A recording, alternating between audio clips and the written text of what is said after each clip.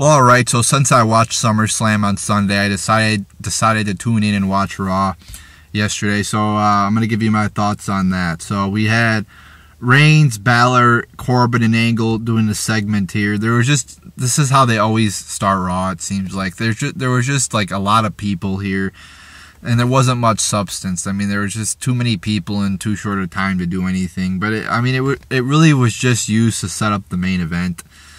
I saw that Reigns mostly got a boo. I mean, it wasn't 100%. I'd say it was more like a 70% boo.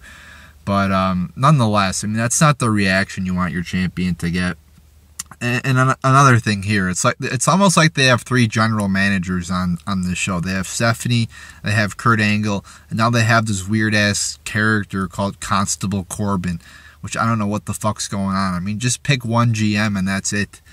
Instead, they have like 3 people running the show. It's just very confusing to me.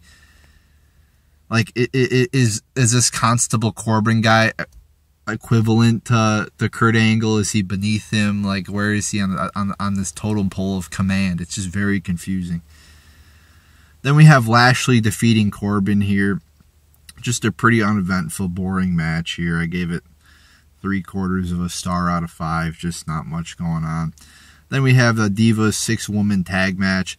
Surprisingly, it wasn't that shitty. Usually, I'd expect this to be like a 0-star match, but you know, the tag matches, I know it's a small sample size, but I watched the one between the New Day and the Bludgeoning Brothers at SummerSlam and then this one.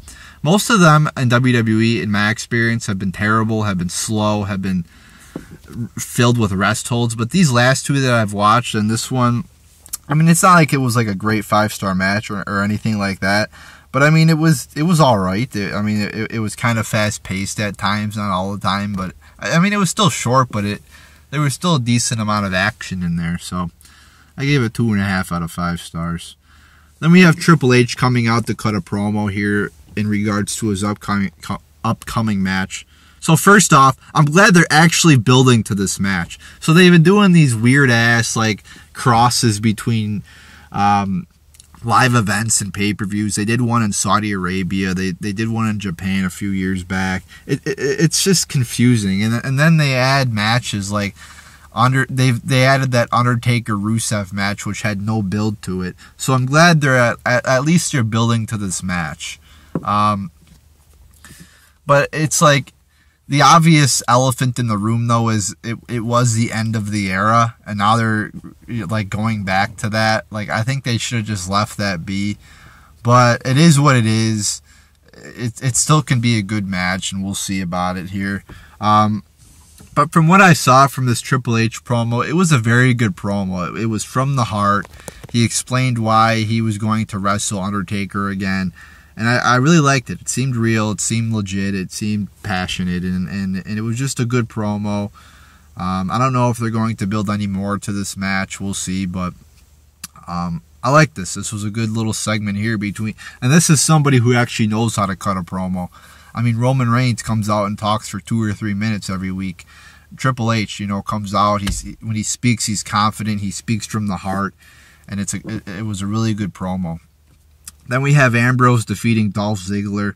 Pretty mediocre match, I thought. It picked up a bit at the end, but, I just didn't get too much into this one, so I gave it 2 out of 5 stars. Then we have Elias Sampson defeating Kurt Hawkins. I got to say, I got a little bit of a kick out of the Kurt Hawkins coming out saying he hasn't won in 218 matches or some bullshit like that. It was funny, it got me entertained. This was like a squash match, but at least it got me interested a little bit because you're thinking, oh, maybe Kurt Hawkins will win. It's kind of like Horowitz from back in the day. You're thinking like, oh, maybe he'll win one right here. So it was a little funny, little comedy. It's not like I was laughing my ass off, but it was a little bit funny there. So I'll give him credit where credit's due there. It was a pretty short segment, I think. I was very confused by Elias coming out at SummerSlam and his guitar just breaks and that's the end of the segment. I didn't get that, but this one, it was all right. I mean, it wasn't great, but it was all right. Then we have the Authors of Pain defeating Titus O'Neil and Apollo Crews. A pretty boring match here. I mean, it wasn't terrible. It wasn't completely a disaster, but just not very good here. Then we have Ronda Rousey's championship ceremony, and all together, just a weird-ass segment. So first off, they have all the divas around celebrating Ronda Rousey's title win. Why would all these divas celebrate Ronda Rousey's title win? I mean, don't they want to be champion? Why is this like a good thing for them? I mean, it just doesn't make any fucking sense. It's like, if your opponent wins something, you don't go celebrate with them. You're like, oh, fuck, I lost. You know, I better get them next time. But you don't go in the ring and have a fucking circle jerk and celebrate with everybody. I mean, it was just really weird. It's like, why isn't Ronda Rousey just celebrating by herself? I don't understand. Same thing happened at SummerSlam. The celebration was going good for her title win after the match, and then the Bella Twins get involved in it, and everybody just starts booing. Yeah, way to fuck that up, Bellas. And then, like, Stephanie McMahon is like, oh, you know, Ronda Rousey's gonna break your fucking arms, girls. You know, she's gonna hurt you. It's fucking wrestling! That's the point, isn't it? Like, they're fighting? I mean, what the fuck? That's the fucking point of wrestling. It's to hurt people. It's to inflict pain upon your opponent, to make them tap out or submit or pin them. That's the point of wrestling. I mean, this makes everybody seem like pussies. Oh, you know, I got hurt wrestling. Well, what do you expect? It's fucking wrestling. I didn't. So this whole segment is weird. And then Ronda attacks Stephanie again. Like, I thought they were done with the feud between these two, but apparently not. Like, I would expect them to start building up to a potential championship rematch between Bliss or Bliss and Ronda, or another opponent for Ronda. But just this whole segment was very confusing. Then we have Dawson defeating Bo Dallas, and then Wilder defeating Kurt Axel. Just short, boring matches. They couldn't have been much longer than 5 minutes, if that. Like I said, boring. And your tag team champions go 0-2. Like, that just doesn't make any sense. Both your tag team title champions lose in 2 consecutive single matches in like 5 minutes. Like, it doesn't make your champions look strong. I mean, WWE has a track record of not making their champions look strong. They like doing the 50-50 booking thing, and like, they've always done that. Even Stevens booking, and it just doesn't work. Then we have Reigns and Balor in a title match here. It ends in a disqualification. I gotta give him credit. I gotta give both Balor and Roman Reigns credit. It was a pretty good match. I mean, it wasn't great, but it was a pretty good fucking match. There was some good moves, good counters, and for the most part, I enjoyed the match. Alright, I'm not going to come out here and lie and just bash Roman Reigns for the hell of it, you know. But from what I saw here, it was a pretty good match. I cannot complain. So therefore, credit goes to both Roman Reigns and Finn Balor here. So then Strowman, who has been saying for the last 2 days that he's going to cash in face to face, fucking hits Roman Reigns from behind. Like, what the fuck? You're supposed to make your baby faces look good and moral. But here we got Braun Strowman lying about when he's going to cash in. It doesn't make your babyface look that too good, does it? So I did not understand that. I think he hit Reigns from behind, and he was about to cash in. And